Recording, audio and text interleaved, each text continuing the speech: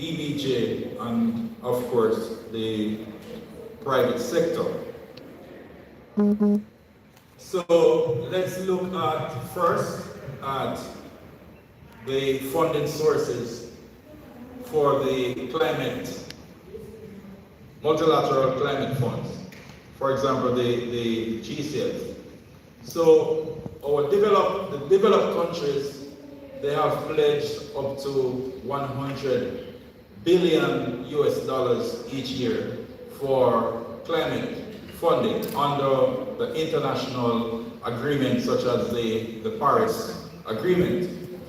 And these funds are activated through organizations such as the GCF, the Green Climate Fund, Adaptation Fund, the Global Environmental Facility, and these funds are specifically targeted for small island developing states, the SIDS, and also the least developed countries, a lot of the countries in Africa. So the Caribbean is considered a priority region for climate financing because of our vulnerability to climate change. However, access to these the financing is extremely difficult because of the rigorous processes that we have to go through to access the financing, and it takes a lot of time to get the resources to the farmers that are in need. So accessing, but before I get into the process of accessing the funds, these multilateral climate funds, they offer various instruments. So for example, loans, they offer loans, grants, guarantees, and equity. However, to access these instruments, organizations must be accredited to, for example, the GCF in order to access the funds. There must be some accreditation in order to get the funds. So the government of Jamaica, they have nominated 3 strategic entities to get nominated to the Green Climate Fund so that we can access resources to channel to our project beneficiaries. And these entities are the JSIP, for one, the Development Bank of Jamaica, and the PIOJ. So the JSIP, our accreditation is targeted for community development projects. The DBJ is mainly focused on the private sector, and then the PIOJ for mainstreaming climate change in the public sector. So these are the strategic responsibilities of the 3 entities. So far, the JSIP and DBJ are accredited to the Green Climate Fund. The JSIP is the first to be accredited, followed by the Development Bank of Jamaica. The PIOJ is currently accredited to the Adaptation Fund, and the JSIP is in the process of being accredited to the Adaptation Fund as well. So hopefully by the end of this year we will be accredited, and therefore will be able to access financing from both entities to channel the resources to our project beneficiaries. So the DBJ is accredited in the large category, so they can access above $250 million per project to support climate resilience across sectors in the country. And they are accredited for project management, to provide grants, loans, and equity to especially the private sector who are interested in accessing financing for their different activities. And as I said before, they are private sector focus. The JSIF, we are accredited in the small category, so we can access up to $50 million US per project to channel resources for climate change related activities at the community level. And we are accredited for project management, which means that we can access the funds and administer or implement the activities that are designed under the project. Or we can grant funds to community development organizations to execute your own project. It's similar to what we have going on in JSIF, the community-based contracting methodology. So we can grant funds to different community-based groups to execute their own projects. So, in order, with respect to the process of accessing the funds from the multilateral climate funds, we have to first execute a rigorous stakeholder consultation activity, because the project must have the support of the stakeholders, including potential beneficiaries. Once we go through that process of consultation, then we have to prepare concept notes, project concept notes, and submit that to the Green Climate Fund or the Adaptation Fund for approval. And once they approve the concept note, we have to go through another further process of developing funding proposals, execute various types of studies, including feasibility studies, environmental and social assessment, cost-benefit analysis, gender action plan, and various other types of documents that we have to produce and resubmit to the funds for approval. And once we get the approval from the board, then we have to go through the process of signing the funding activity agreement before the funds can be allocated or dispersed to JSIF to pass on to you, the beneficiaries, for example, the farmers. So it's a very long and difficult process. As I mentioned earlier, the funds are there in some instances. However, accessing the funds takes a long time. And therefore, on occasions, we will get complaints from our stakeholders that the process is taking too long. However, it's not really our fault. That is the type of setup or arrangements that these funding or funders have.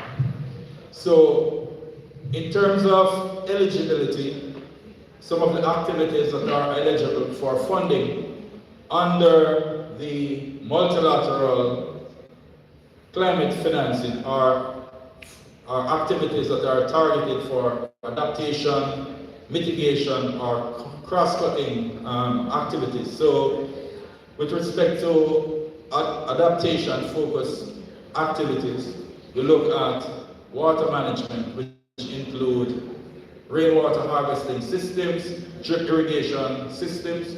You also have drought-resistant crops, pest control, cold storage, and agro-processing facilities. So in terms of climate change adaptation, these are some of the activities that can be funded once we get the financing from the multilateral climate financing partners. So not because you are in agriculture, if the activity is not climate related, then the funds will not be allowed to be, you will not be able to get support. The activity must be related to climate change. In terms of mitigation, which are basically activities related to reducing the emissions of greenhouse gases or carbon into the atmosphere, or activities that serve to remove carbon from the atmosphere. So for example, renewable energy systems, energy efficiency systems, and other low carbon farming technologies. Those are eligible for funding under these different instruments. And of course there are cross-cutting activities which, for example, land management, capacity building, and activities such as agroforestry. So those are some examples of activities that are qualified for, are eligible for funding under the GCF and Adaptation Fund projects. So what are some of the projects that GCF has in our pipeline that will help to support farmers? There are three agriculture projects that we currently have in our pipeline that in some instances in the near future we will be able to provide support for agricultural activities. One is the rural transformation through climate resilient agriculture. So that project was prepared by GSF and submitted to the Green Climate Fund.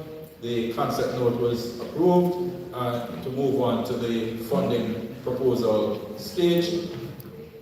The second project is the Adapt Jamaica project. This project was submitted by the FAO, but GSF will be a delivery partner for approximately 50% of the project, and this project should come on stream early in 2026. Hopefully by the middle of 2026 we should begin disbursement or putting out call for proposals for projects. And then we also have a small project funded by the organization of American State Development Corporation Fund, and it's titled Empowering Small Farmers Towards a Climate Resilient Future, a focus on women and youth. And this particular project is more about building the capacity of women and youth in agriculture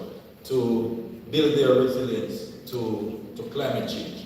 So you will hear more about that project soon. In fact, the agreement for that project is signed and we should start executing very, very soon. So in addition to the multilateral climate fund, there are also multilateral development banks and bilateral partners. So the World Bank, for example, and the European Union, the Caribbean Development Bank, they also serve as funding sources for climate change. But typically, they offer loans or grants to the government of Jamaica. Then the government of Jamaica make the funds available through JSIF, for example, which then we channel the funds to the farmers. So the Ready 2 project, for example, Ready 1, Ready 2, these two projects are loans from the World Bank, which was funded through JSIF to support agricultural activities in their community. There is also grants from the EU and the CDB. So for example, the Basic Needs Trust Fund project, the BNTF project, is funded by the Caribbean Development Bank. So usually this source of fund, the funder is heavily invested or involved in the design of the project, as opposed to the multilateral climate fund like the GCF. So with the GCF, the development, the local partners, so like JSIF, we are responsible for developing the project, determine what activities are included in the project, and then put that in a concept note and in a funding proposal and submit to the funder for financing. In terms of the multilateral development banks, they are much more involved in determining the types of activities that are included in the project, right? So they are heavily involved in the design of the project, in some instances determining which parishes and even communities are targeted. So what are some of the opportunities that are available to farmers under the JSIF pipeline? So farmers can access financing or small grants for climate resilient agriculture projects, various types of projects, as long as it's climate related. I gave you some of the adaptation and mitigation and cross-cutting types of projects that you can apply for under the JSIF grants. We're also looking at capacity building. Funds can be accessed for capacity building, technical assistance for climate smart agriculture, access to markets, and scaling up of existing projects. So what kind of preparations are needed for the farmers to access financing? You have to ensure that you are ready, or in a state of readiness, so once the funds are available, then you will be able to have access quickly. So one, you're required to organize into structured groups and get registered, because especially for JSIF, we mainly deal with registered groups. So if you are organized, get registered, then it will be much easier for you to access climate financing when they become available. You're required to carry out your own research. Information is key, right? Try to get as much information as possible. Learn about climate change, right? Know what the language really is, and educate yourself so that you are literate on climate smart agriculture, and this will help you to prepare your funding proposals. And of course, identify climate change issues and start developing your proposals in a timely manner, so that once the financing becomes available and we send out the call for proposal, you will be ahead of the game. And of course, set aside counterpart funding. There are some funders that require counterpart funding, so it would be good to set aside some funding, so in the event that it is required, then you will be ready. And of course, develop partnerships. Partnerships are key in business, so you want to develop as much partnerships as possible, so that this will help you in the development of your proposals and also the approval of your proposals. So it's good to develop some level of partnership with different stakeholders. With respect to how we move forward, the JSIF will be looking to mainstream climate change in our ministries, departments, and agencies, the MDAs, in their policies, programs, and plans, so that they can better serve the agriculture sector. We want to increase farmers and the MSMEs climate finance literacy through training. We also want to expand JSIF's pipeline of climate smart agriculture projects to support the small farmers and to foster blended finance and partnerships with the private sector. So what are some of the key takeaways? So climate finance is available and growing globally. and regionally. However, access is a challenge. Jamaica, through the JSIP, has a strong opportunity to access and channel funds for building resilience in agriculture, in the agriculture sector. JSIP has a track record in project implementation, particularly in climate resilient infrastructure, and as an ISO 14001-2015 certified organization, JSIP has demonstrated competence in managing environmental and social compliance issues in accordance with international standards. And JSIP's fiduciary and procurement systems, owned under the World Bank, CDB, and EU projects, make it a credible channel for managing climate finance flows. And strategic partnerships will unlock resilient, climate-smart agriculture. Thank you very much, and I'm open for any questions that you may have.